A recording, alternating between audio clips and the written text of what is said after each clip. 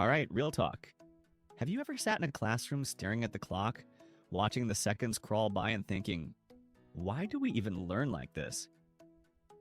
Who came up with the idea that sitting in neat little rows, memorizing random facts, and stressing over standardized tests was the best way to prepare us for the real world? The history of school is even weirder than you'd think. We're talking ancient philosophers with some very questionable teaching methods, schools designed to train kids for factory work, and punishments so bizarre they'd get teachers arrested today. So let's break it down. Because if you've ever looked at your homework and thought, there has to be a better way, congratulations. You're not the first to question the system.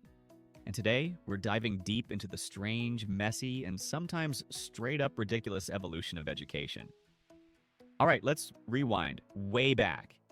Like before textbooks, before classrooms, before the very idea of school even existed. Picture this. You're a kid living 10,000 years ago. No homework, no pop quizzes, no math tests. Sounds like a dream, right? But before you start feeling jealous, just know that instead of stressing over grades, your biggest concern was staying alive. Because back then, education wasn't about passing exams, it was about survival. Your teachers were your parents, your elders, and the world around you. Instead of history lessons, you learned which plants were safe to eat and which ones could kill you. Instead of chemistry class, you figured out how to start a fire. And instead of gym, well, running away from a saber-toothed tiger was all the cardio you'd ever need.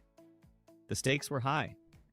Mess up and you didn't get detention, you just didn't make it.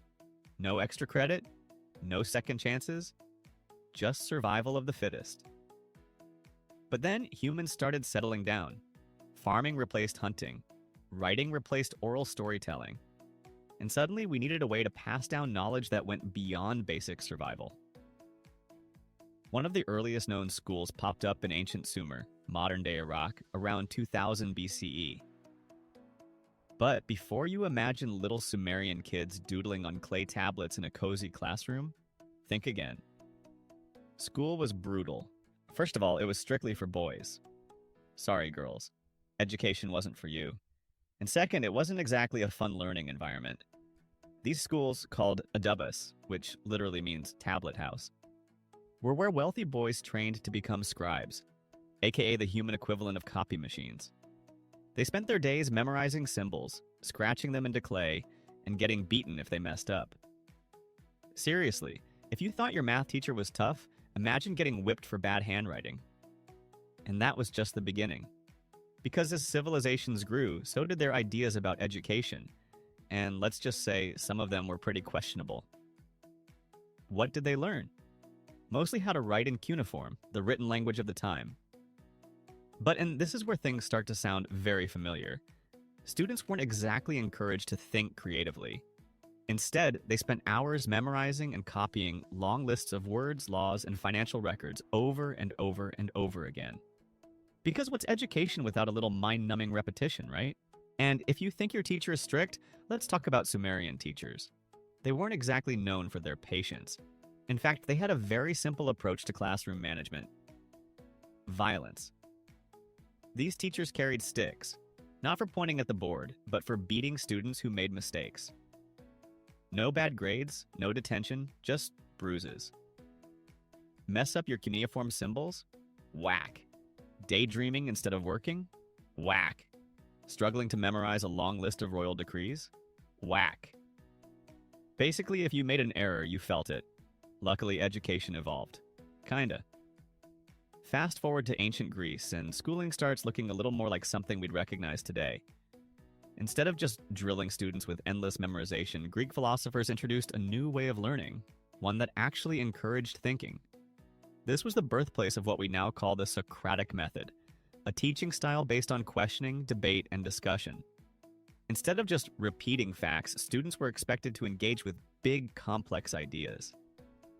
What is justice? What does it mean to be good? How do we define truth? It was all about critical thinking, argumentation, and questioning everything, including their own teachers. Sounds pretty awesome, right? Well, hold on, because there was a catch. This kind of education was not for everyone. If you were a rich boy from the right family, congrats! You got to sit in on these deep philosophical discussions. But if you were poor, tough luck. Girls? Forget about it. Education in ancient Greece was an exclusive club, and most people weren't invited. And while Greek education encouraged deep thinking, it wasn't just about the mind. Physical training was equally important. Gym class wasn't some once a week half hearted affair, it was a huge part of a student's day. Greeks believed that training the body was just as important as training the mind, so students spent a good chunk of their time wrestling, running, and doing what basically sounds like the original CrossFit. So, where did we go wrong? Well, let's jump ahead to the Middle Ages, because this is where things start looking eerily familiar. By the medieval period, schools were mostly run by the church. And guess what?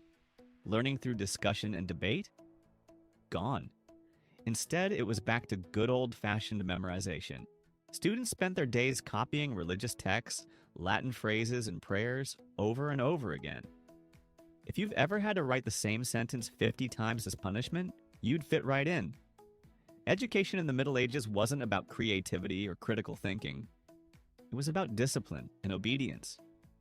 The goal wasn't to challenge ideas, it was to absorb them without question. Oh, and remember how strict Sumerian teachers were? Well, medieval teachers said, "Hold my beer."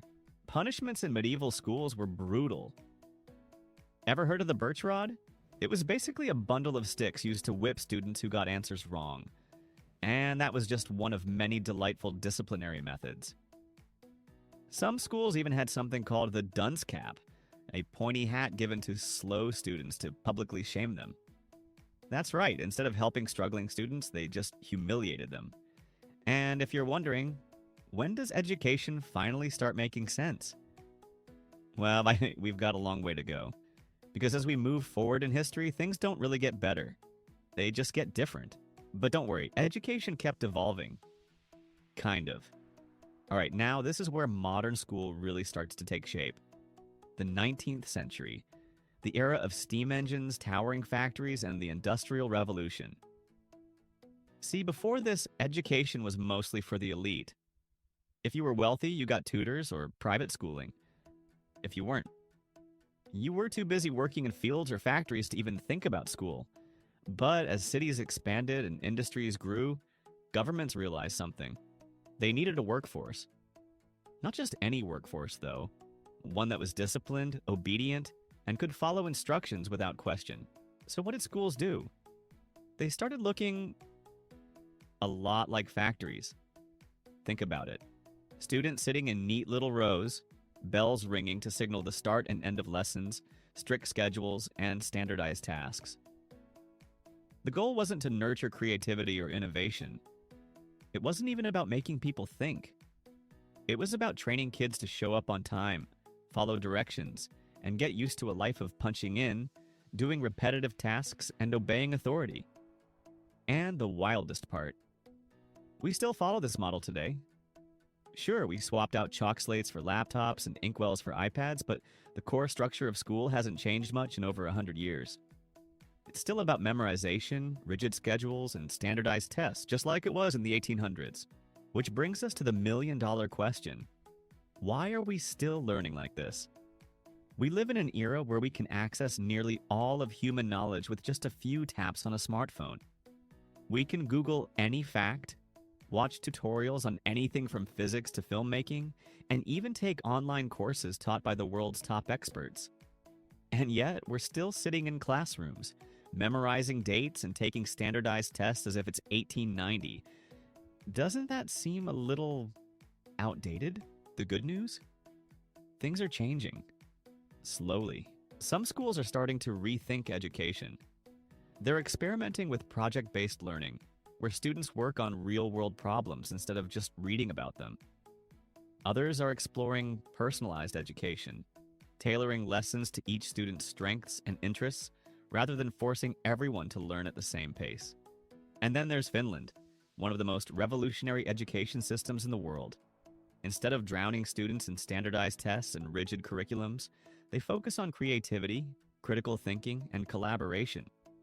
They even ditch traditional subjects in favor of interdisciplinary learning, where kids explore big ideas rather than memorize isolated facts. Oh, and they barely assign homework. Jealous yet?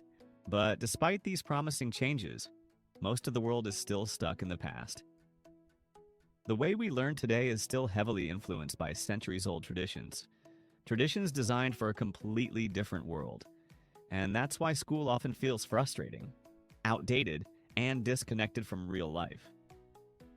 Because in many ways it is. So the next time you're sitting in class, zoning out, wondering why you have to memorize yet another random fact, just remember, you're part of a system that was designed long before computers, the internet, and the modern world even existed. And maybe, just maybe, it's time we start rethinking it. What do you think? If you could change school, what would you do differently?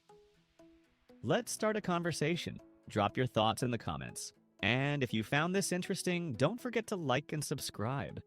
More mind-blowing history and ideas coming your way.